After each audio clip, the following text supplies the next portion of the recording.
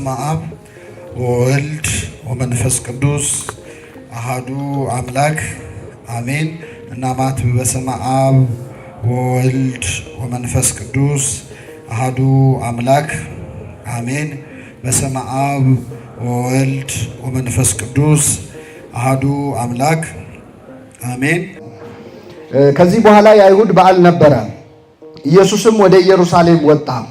በኢየሩሳሌምም በበጎች በር አጠገብ በዕብራይስጥ ቤተሳይዳ የምትባል አንዲት መጠመቂያ ነበረች። 5 መመላለሻ ነበረባት። በእነዚህ ውስጥ የውሃውን መንቀሳቀስ እየጠበቁ በሽተኞች፣ ዕውሮች፣ አንካሶችም ሰውነታቸውም የሰለለ ብዙ ሕዝብ ይተኙ ነበር። አንዳንድ ጊዜ የጌታ መልአክ ወደ መጠመቂያይቱ ወርዶ ውሃውን ያናውጥ ነበርና እንግዲህ ከውሃው መናወጥ በኋላ በመጀመሪያ የገባ ከማናቸውም ካለበት ደዌ ጤናማ ይሆን ነበር። በዚያም ከ38 ዓመት ጀምሮ የታመመ አንድ ሰው ነበረ። ኢየሱስ ይህን ሰው ተኝቶ ባየ ጊዜ እስካሁን ብዙ ዘመን እንዲሁ እንደነበረ አውቆ ልትድን ትወዳለህን? አለው። ድውዩም ጌታ ሆይ ውሃው በተናወጠ ጊዜ በመጠመቂያይቱ ውስጥ የሚያኖረኝ ሰው የለኝም፣ ነገር ግን እኔ ስመጣ ሳለሁ ሌላው ቀድሞኝ ይወርዳል ብሎ መለሰለት። ኢየሱስም ተነሳና አልጋህን ተሸክመ ሂድ አለው። ወዲያውም ሰውየው ዳነ፣ አልጋውንም ተሸክሞ ሄደ ይላል። ስለ ቃሉ የአምላካችን ስም የተመሰገነ ይሁን። አምላካችን ኢየሱስ ክርስቶስ ከዚህ በኋላ ይላል የአይሁድ በዓል ነበረ። ኢየሱስም ወደ ኢየሩሳሌም ወጣ። የማን በዓል ነበረ? የአይሁድ በዓል ነበረ።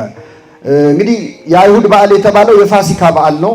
እንግዲህ አይሁድ ፋሲካን ያከብሩ ነበር። አይሁድ ፋሲካ የሚያከብሩት አሁን እኛ የምናከብረውን አይነት ፋሲካ አይደለም። ፋሲካ ማለት መሻገር፣ ማዕዶት፣ መተላለፍ ማለት ነው።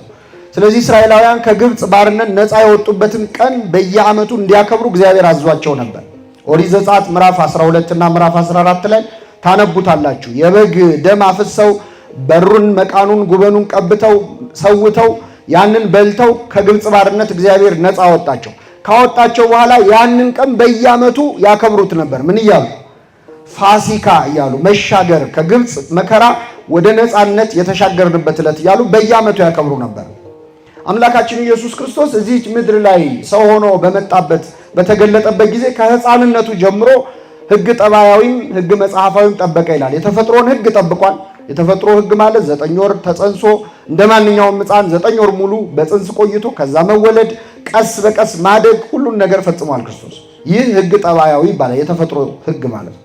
ሕግ መጽሐፋዊ ደግሞ ብዙ ነው። አንዱ ፋሲካን ማክበር ነው። አምላካችን ኢየሱስ ክርስቶስ ፋሲካን ያከብር ነበር። ሕፃን ሆኖም ወላጆቹ በየዓመቱ ፋሲካን ያከብሩ ነበር ይላል። ዮሴፍና እመቤታችን ክርስቶስን ይዘውት ወደ ቤተ መቅደስ ይሄዱ ነበር። እንደውም ጠፍቶ ሁሉ ነበር አይደለ? በስንት ዓመቱ? በ12 ዓመቱ ጠፍቶ ነበረ ይላል። ክርስቶስ ከተጠመቀ በኋላ ደግሞ 4 ፋሲካዎች እናገኛለን። እንግዲህ 33 ዓመት ከ3 ወር እንላለን አይደለ? በምንድን ነው የምናውቀው? በፋሲካዎቹ ነው፣ በበዓላቱ ነው። አምላካችን 4 ፋሲካዎችን አሳልፏል ከተጠመቀ በኋላ። የመጀመሪያው ዮሐንስ እንዳጠመቀው በቃና ዘገሊላ የመጀመሪያውን ተአምር አደረገ። ካደረገ በኋላ የአይሁድ ፋሲካ ነበረ ይላል። ከዚያ ወደ ቤተ መቅደስ ሄዶ ምኩራብ ብለን በቀደም ያከበርነው ያሰብነው ቀን ማለት ነው። በቤተ መቅደስ ሄዶ ሲሸጡ ሲለውጡ የነበሩትን እንስሳ ሲሸጡ፣ ገንዘብ ሲለዋወጡ፣ የባንክ አገልግሎት ሲሰጡ የነበሩ ሰዎች ነበሩ ቤተ መቅደስ ውስጥ እና እነዚህን ሰዎች ገርፎ ያስወጣበት የመጀመሪያው ፋሲካ ምኩራብ ላይ እናስበዋል። ሁለተኛው ፋሲካ አሁን የምናነበው ነው።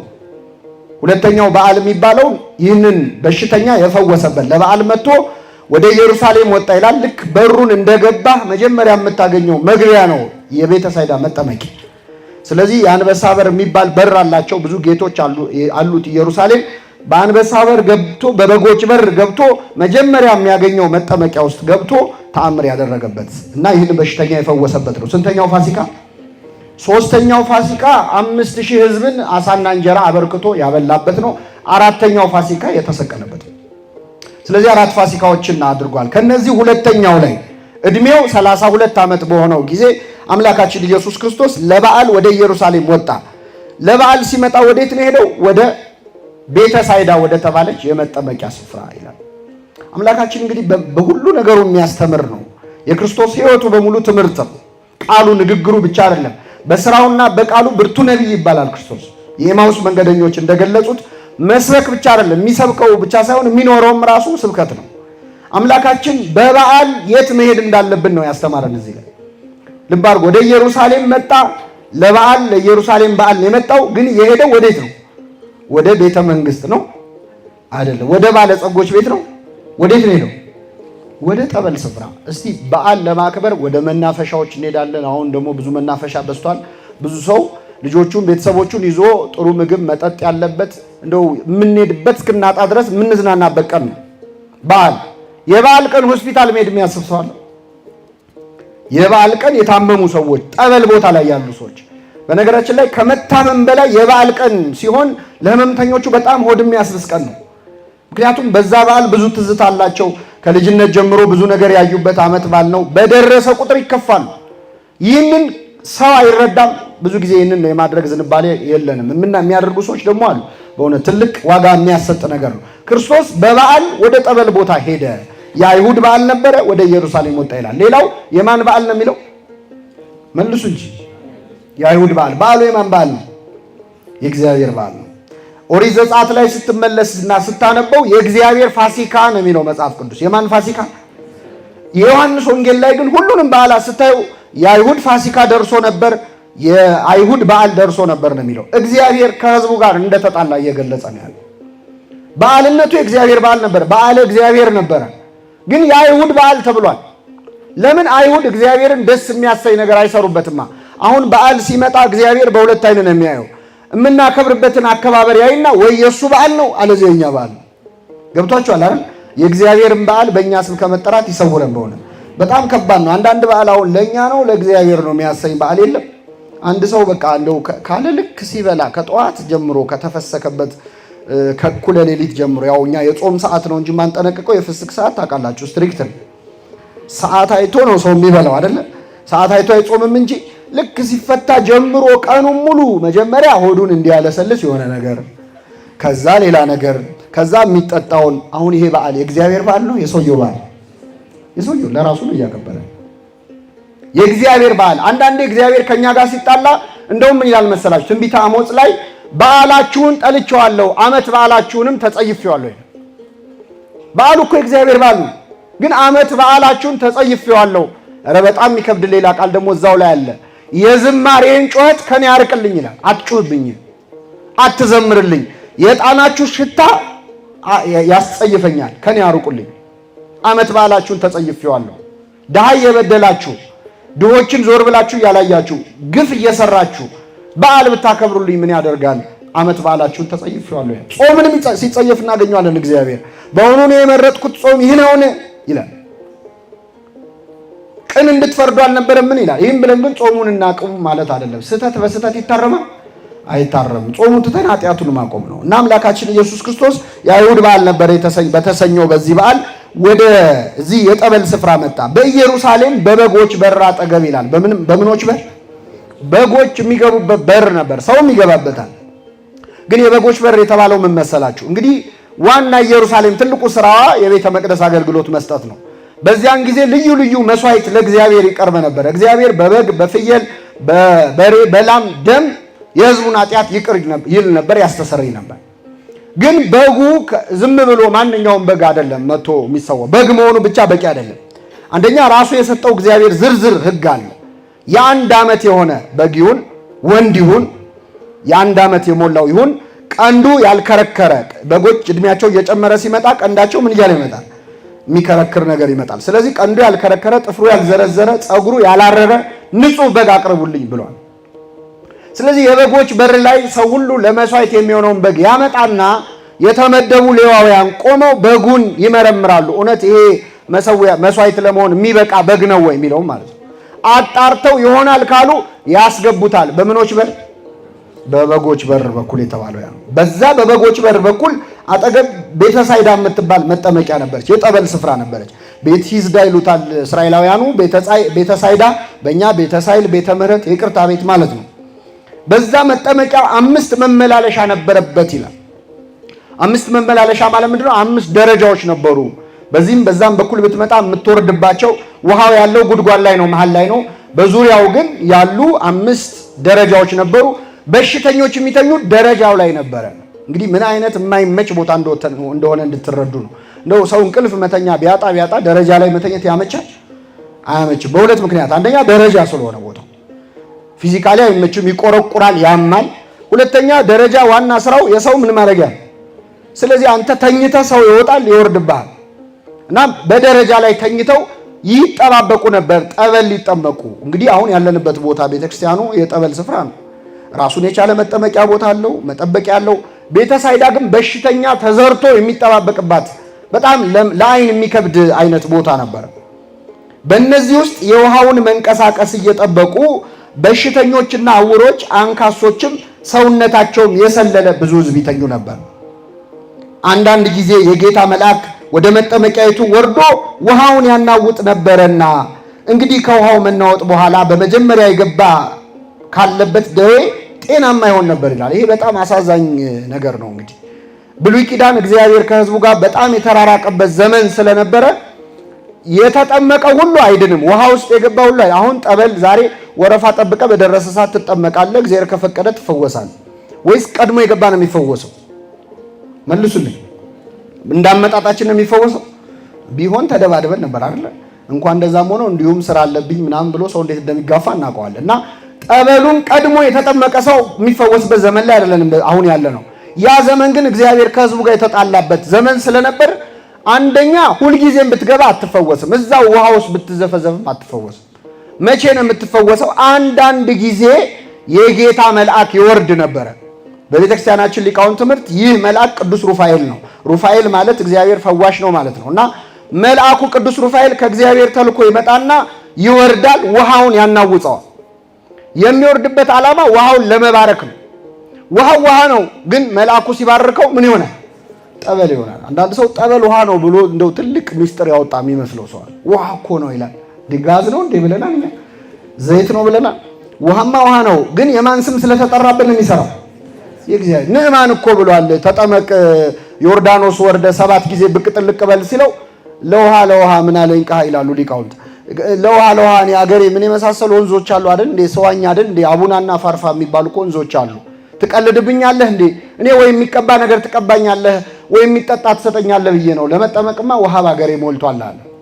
ግድ የለህም አሉት ሎሌዎቹ።